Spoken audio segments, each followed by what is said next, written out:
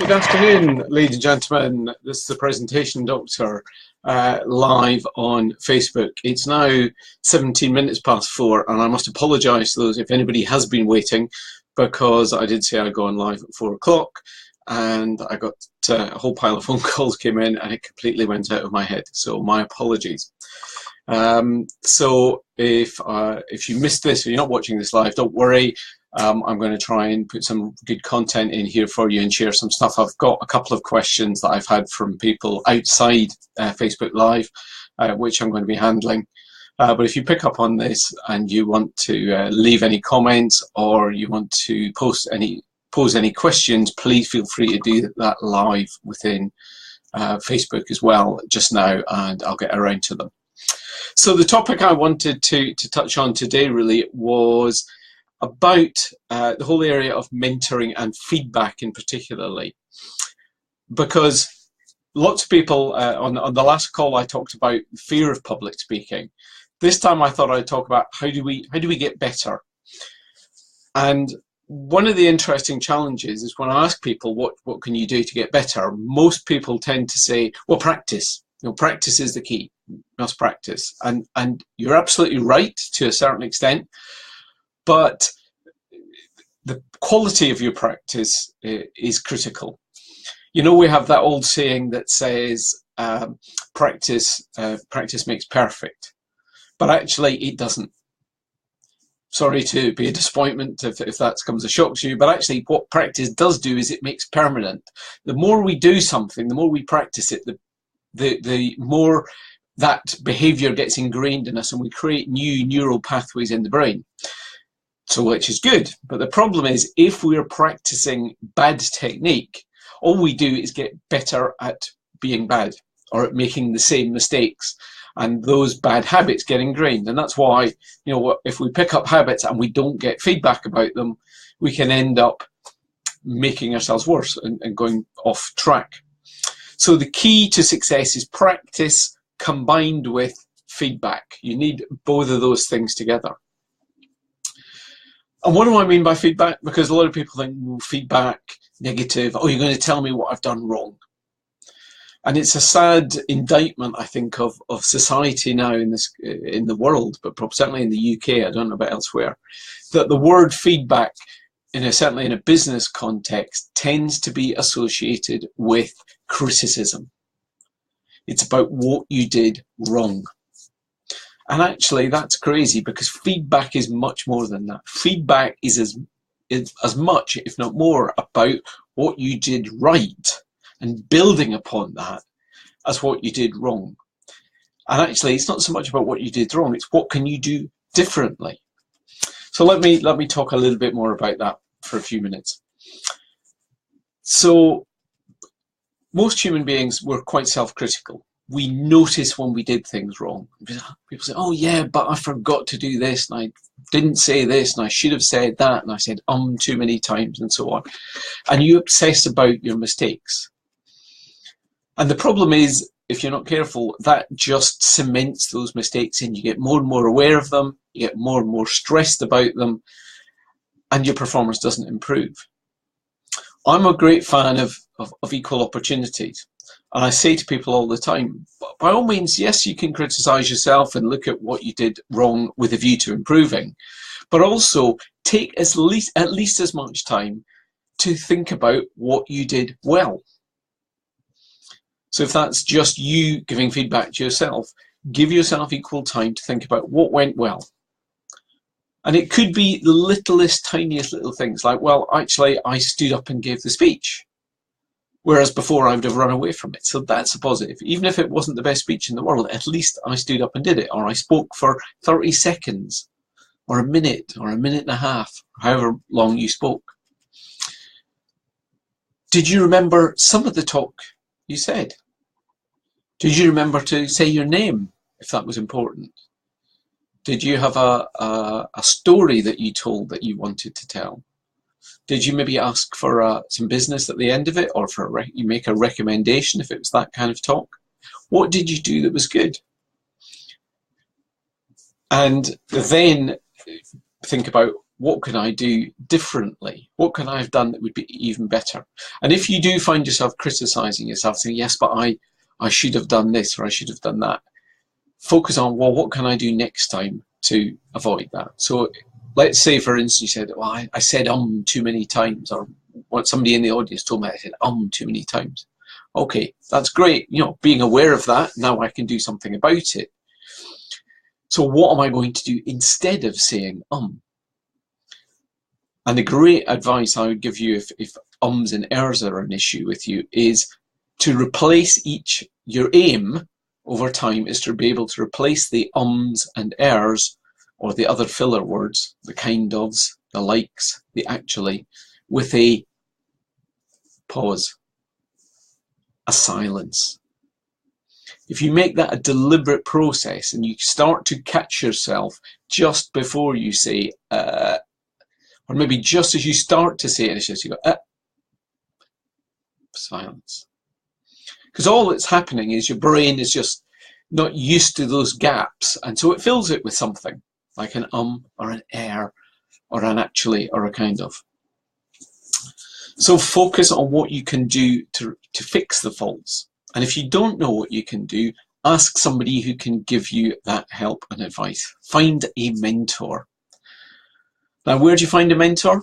Well, it could be a colleague at work.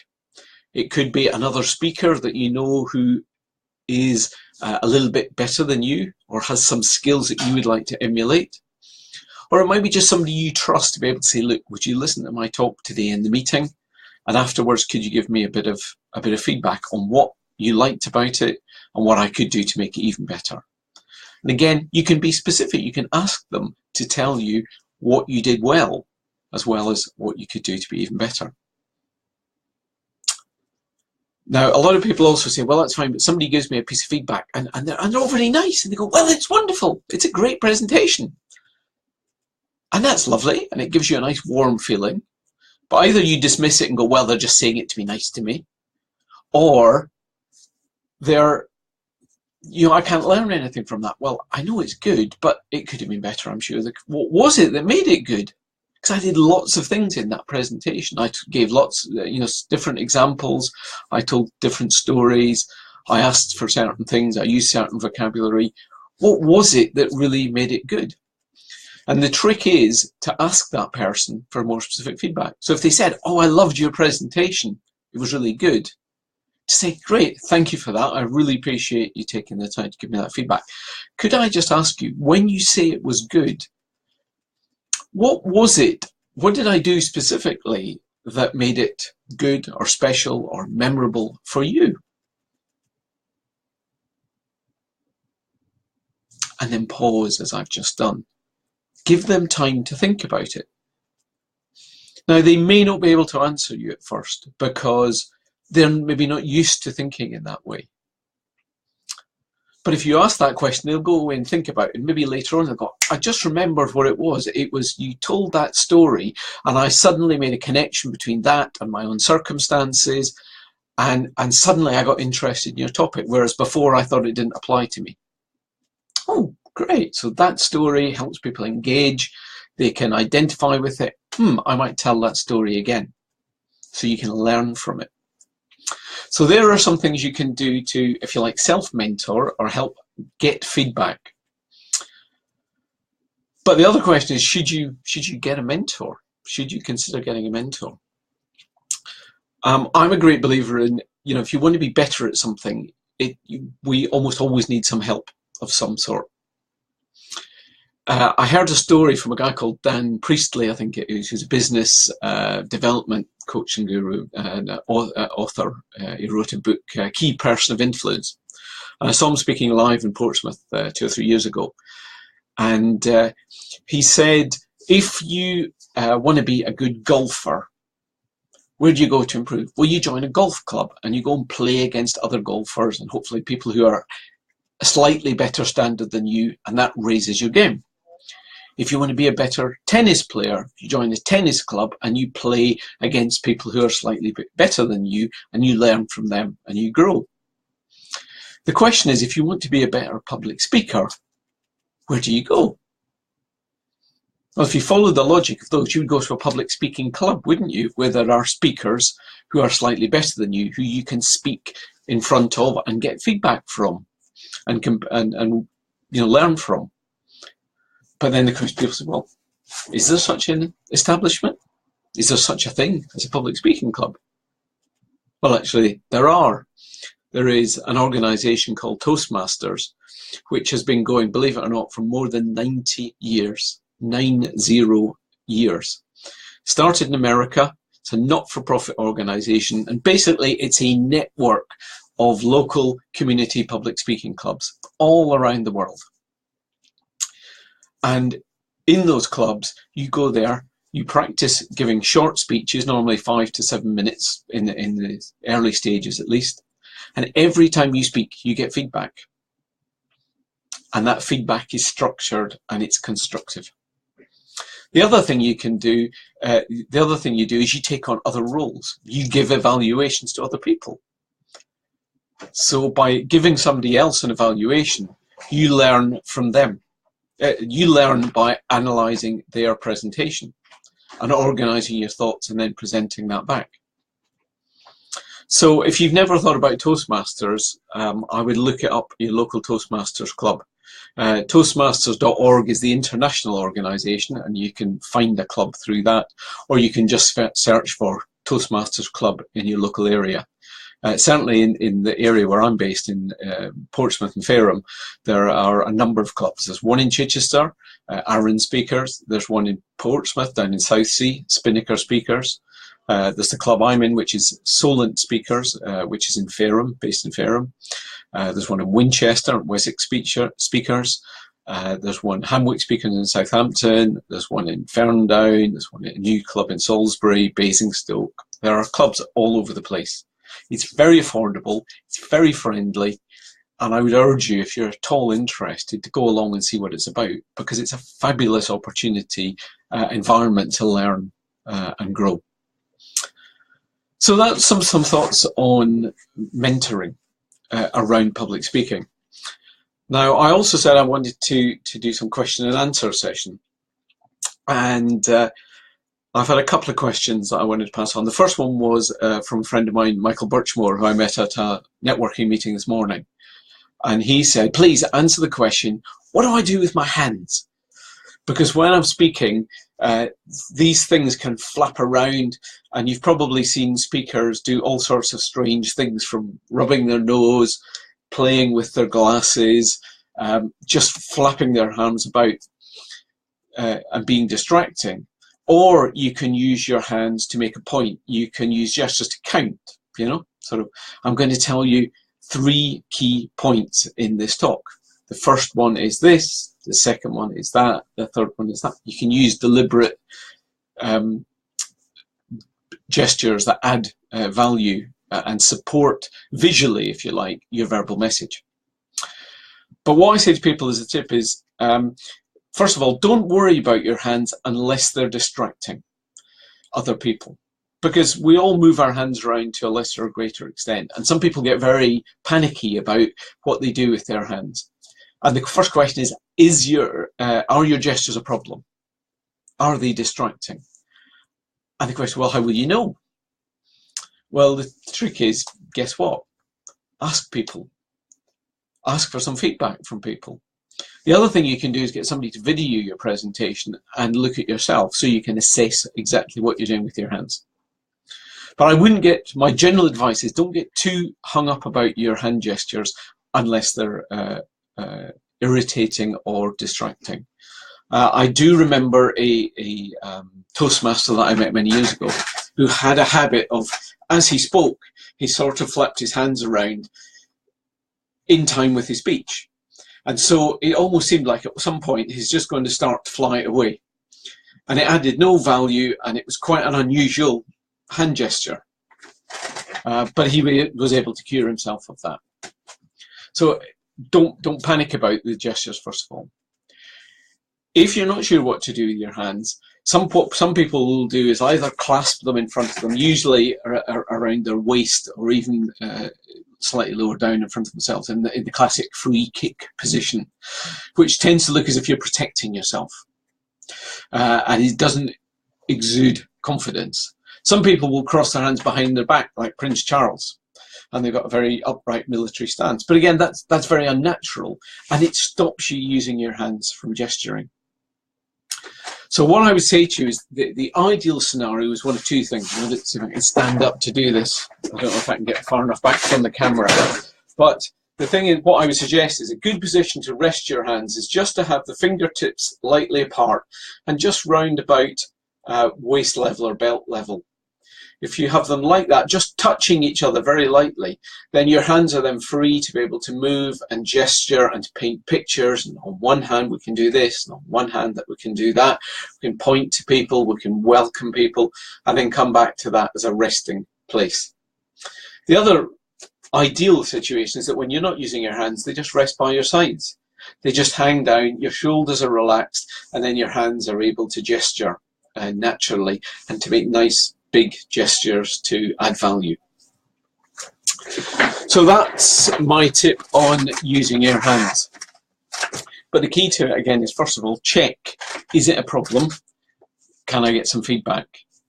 And if you suspect it's a problem, then ask, just double check. And again, ask for honest feedback.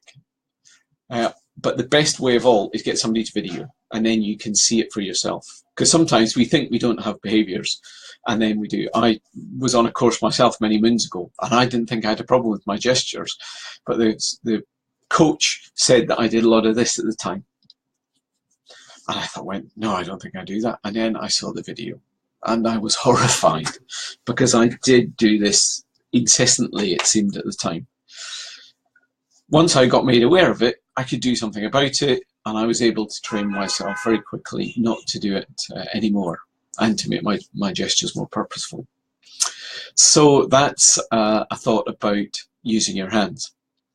So we've talked about mentoring, we've talked about what do we do with our hands.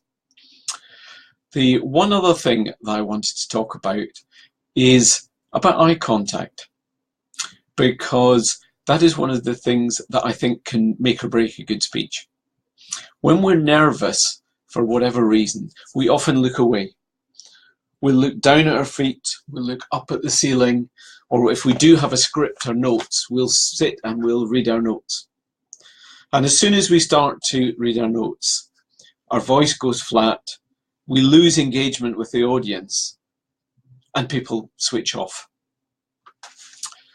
So eye contact is vital, but it takes a little bit of practice. And for some people it's dead easy, they don't have a problem at all. For other people, it's that thought of other people looking at you.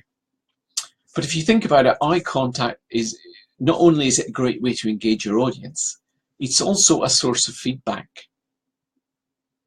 because you're looking at your audience and you can see how they're responding. Are they nodding? Are they smiling? Are they frowning?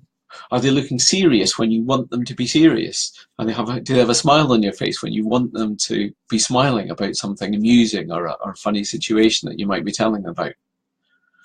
Are they nodding? Are they thinking about something? You think, yes, they're processing what you're saying. If you don't look at them, you can't see that and you can't respond. And somebody said to me, yeah, but what happens if I look at my audience and they're all nodding and smiling, and then suddenly I say something and suddenly the body language changes and they go back, or they look down, suddenly they start staring at the desk, or their facial expression changes. And I think, oh my God, I'd rather not know that. But actually, how crazy is that? Because if you notice that you said something and they've responded in a way that it looks like they're unhappy or something, you could use that. You could say, okay, you could either assume that you've said something wrong and try and repair it, or you could ask them. Well, it's interesting, I've just got a sense that, what I just said, you're a little bit skeptical about. Does anybody have any concerns or queries? And get some feedback. I had a colleague of mine one time who was in sales call, and he did this. He noticed that he was talking about something with a client, and the prospect suddenly became disengaged. And he said, well, what's the problem? And the guy said, well, to be perfectly honest, the contract's already been awarded to the MD's brother-in-law. What we have to see have to go through the motions of seeing 3 people. So you've absolutely no chance of getting a deal. And my friend went, oh, because it wasn't the news he wanted, as you can imagine if you were in his position. But he said, okay, well, thank you for being so honest with me. I really appreciate that. Can I just check, when you say the contract has been awarded, is there any possibility that if I made a good enough case for it, that you could reconsider? And the guy went, no, it's a done deal. It's signed and sealed. He said, okay, well, thanks for that. Obviously, there's no point of me wasting any more of your time or wasting my time. We'll finish the meeting there. But obviously, if you need to talk to me in the future, is it okay if I keep in touch with you, or I send you some literature from time to time? Or he arranged an appropriate time to call back. He kept the line of communication open for future situations. Now, that was a negative story in the sense that he got bad news from that. But at least he was able to pick up on it, respond to it, stop wasting any more of his time or the client's time, and leave in a positive, professional manner. Because there's nothing worse than having a sales pitch. You go away, you think you've got the deal, even because you haven't been paying attention to the signals. You've ignored any of those sort of warning signs. And then you go away and you wait for the email to come through, you wait for the phone call, and your emails don't get replied to, or your phone calls don't get returned, because the person just doesn't want to tell you the bad news, which happens quite a lot. So eye contact, incredibly powerful. Again, it's one of these things you practice. If you go to a networking meeting, make sure you cover the entire audience. Make sure you cover as many people as possible.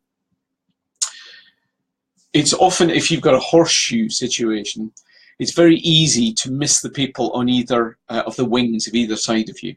So make sure you look around. Another tip is, when you're standing, try and stand pretty square on to your audience. A lot of people unconsciously will stand slightly to one side or the other, and they'll tend to favour this side of the audience or that side of the audience. And of course, I'm sure you're aware of it, when somebody isn't making eye contact with you, you start to switch off, or you think, well, what's wrong with me? Why am I not getting any eye contact? So hopefully that's been some useful thoughts about eye contact. So if there is anybody on the call just now and you have any questions, please type them in now and I will respond to them. If you don't, and you pick up this video later on the replay, then please feel free to leave a comment below with a question, and I'll connect that either in a separate video or on the next video next week. So I don't see any live questions at the moment, so either there's nobody there or you're all too shy, or maybe just I upset you because I wasn't on call at the time. If so, my apologies.